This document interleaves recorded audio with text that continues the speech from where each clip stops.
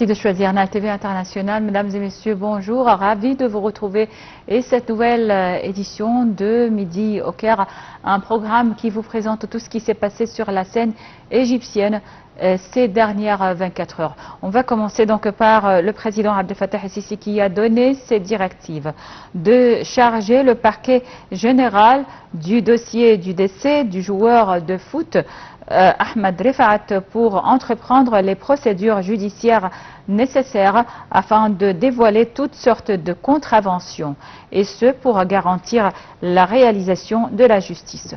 Le chef de l'État a aussi donné l'ordre aux autorités concernées d'appliquer la gouvernance aux procédures de voyage des sportifs à l'étranger durant la période de leur recrutement.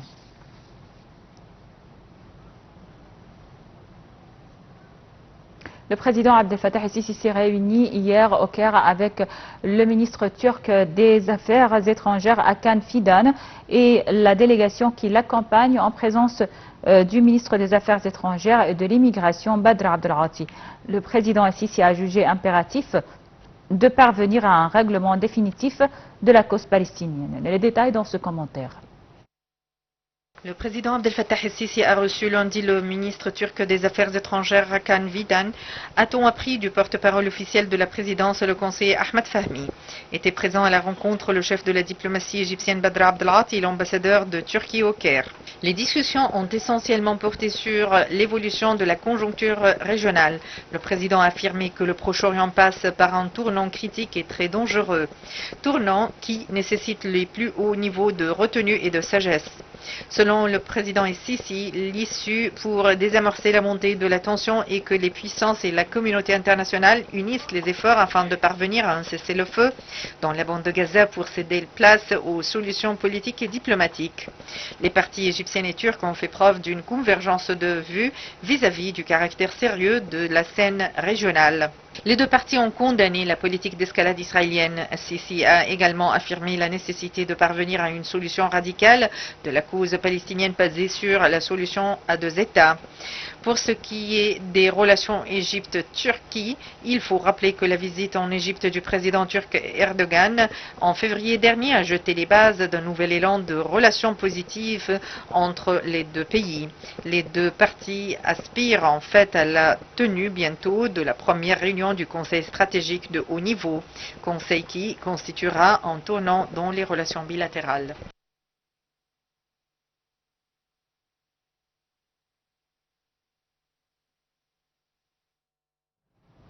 Une conférence de presse a eu lieu aujourd'hui entre le ministre des Affaires étrangères, de l'immigration et des Égyptiens à l'étranger, Badr Abdelghati, et son homologue libanais, Abdallah Bouhabib.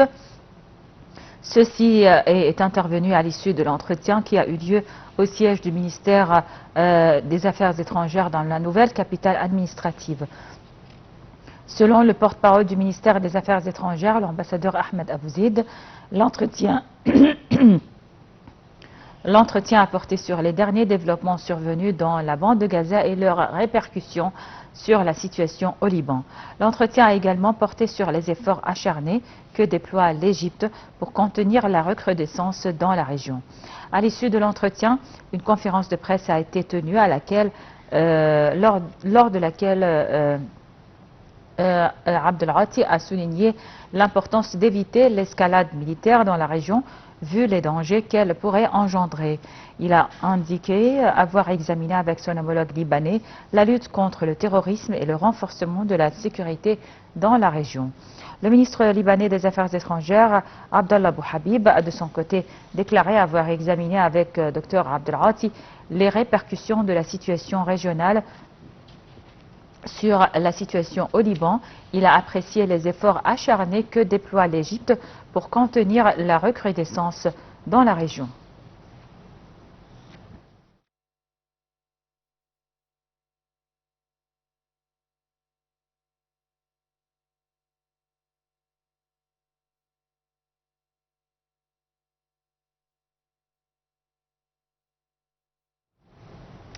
Alors, pour parler de ce sujet, on a en ligne Dr Moustapha Telmem, qui est analyste politique. Bonjour, monsieur.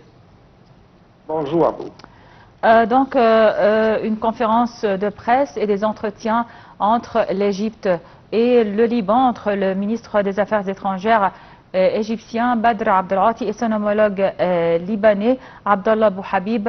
Des entretiens qui reflètent les efforts acharnés déployés par l'Égypte pour contenir la situation explosive dans la région et l'extension ou les tentatives d'éviter une extension du conflit dans la bande de Gaza vers le Liban et vers la région arabe. Comment donc vous évaluez les entretiens d'aujourd'hui?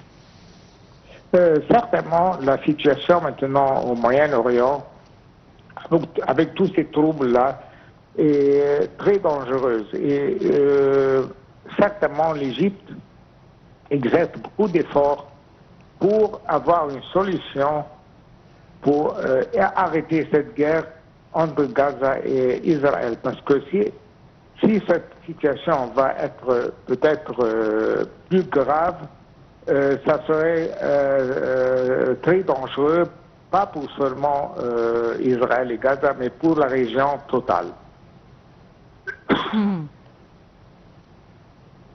Oui. Bon, alors, est-ce que vous voyez que, dans quelle mesure les efforts ou les consultations entre l'Égypte et le Liban peuvent donc aboutir à une solution ou on approche d'une solution au conflit dans la bande de Gaza? Certainement, comme je vous dis, l'Égypte fait beaucoup d'efforts pour arrêter pas seulement la guerre entre Gaza et Israël, mais pour avoir une solution aussi pour éliminer ou peut-être pas donner une chance à Israël pour attaquer le Liban, parce que ça va ça va escalader la situation au Moyen-Orient.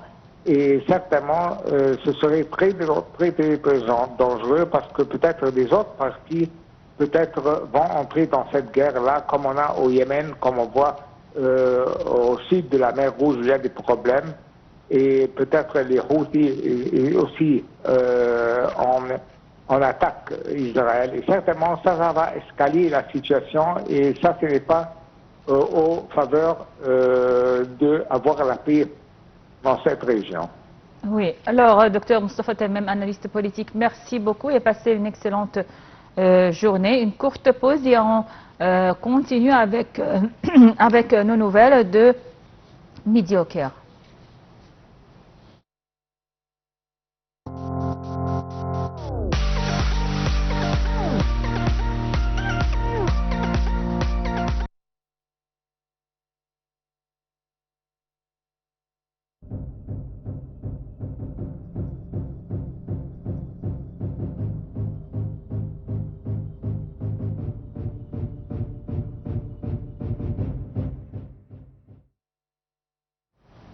Alors, on poursuit avec nos nouvelles. Et le ministre des Affaires étrangères, Badr Abdelghati, a reçu un appel téléphonique de la part du secrétaire d'État américain, Anthony Blinken, portant sur les moyens aptes à contenir la recrudescence actuelle dans la région.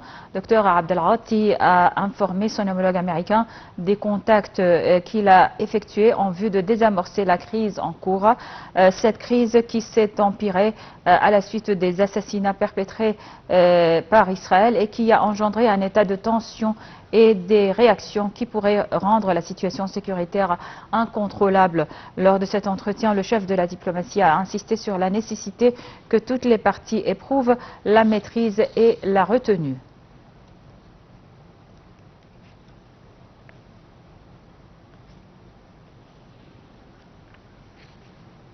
Et sur le terrain à Gaza, le ministère palestinien de la Santé a annoncé lundi un nouveau bilan de 39 623 morts dans le territoire palestinien depuis le début de la guerre il y a près de 10 mois avec Israël. Au moins 40 personnes ont été tuées ces dernières 24 heures, indique le ministère dans un communiqué, ajoutant que 91 469 personnes ont été blessées dans la bande de Gaza depuis le 7 octobre. Les détails dans ce commentaire.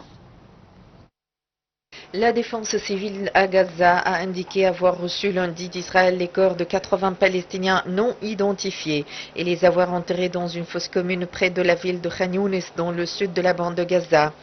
Nous avons reçu 80 corps dans 15 sacs avec plus de 4 martyrs par sac, chacun enveloppé dans un linceul, a déclaré le directeur de la défense civile de Gaza. Nous ne savons pas s'il s'agit de martyrs tués à Gaza ou de prisonniers des prisons israéliennes, a-t-il ajouté, observant que les autorités de l'occupation israélienne n'avaient fourni aucune information sur les corps ou le lieu où ils ont été trouvés ou emmenés. Les corps ont été alignés pour être enterrés dans une fosse commune creusée dans le sable au cimetière turc près de Khan Younis, la principale ville du sud de Gaza. Dans un communiqué publié lundi, le mouvement Hamas a déclaré que la remise par Israël de corps sans identité exacerbe la souffrance des familles de martyrs et de disparus qui cherchent à connaître le sort de leurs enfants enlevés ou enterrer leurs martyrs dans la dignité. Auparavant, le président américain Joe Biden a tenu lundi une réunion d'urgence face au risque de guerre entre l'Iran et Israël, son chef de la diplomatie Anthony Blinken réclamant un cessez-le-feu à Gaza pour casser ce cycle de violence au Proche-Orient. Il a jugé urgent que toutes les parties fassent des bons choix dans les heures et les jours qui viennent. Un cessez-le-feu dont le territoire palestinien en guerre débloquera la possibilité d'un retour durable au calme, non seulement à Gaza, mais aussi dans d'autres régions où le conflit pourrait s'attendre, a plaidé le ministre américain des Affaires étrangères.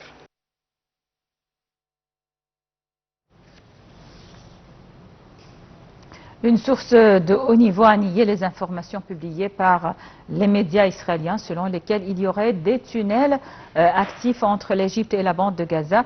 Cette source a souligné que ces allégations sont sans fondement et visent à masquer l'échec d'Israël dans le secteur.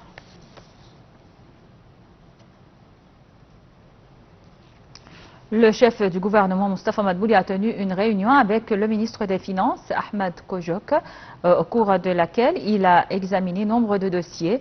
Lors de cette réunion, le ministre des Finances a passé en revue les résultats de sa visite à Londres, où il s'était entretenu avec les responsables de plusieurs institutions financières et des banques d'investissement, des derniers développements économiques et des chances d'investissement en Égypte.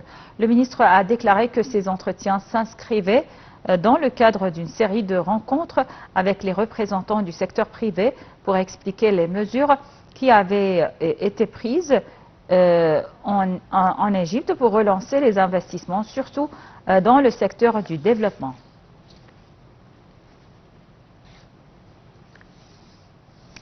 Et on termine avec le sport. La sélection olympique de handball a battu l'Argentine 34-27 à la fin de la phase des poules des compétitions de handball hommes aux Jeux olympiques de Paris 2024. Le premier mi-temps est terminé par un résultat 15-14 en faveur de l'Argentine, alors qu'à la deuxième session, les Pharaons ont réussi à remporter une victoire écrasante avec une différence de 7 buts. La sélection égyptienne a ainsi garanti sa qualification pour les huitièmes de finale après sa victoire vendredi face à la Norvège.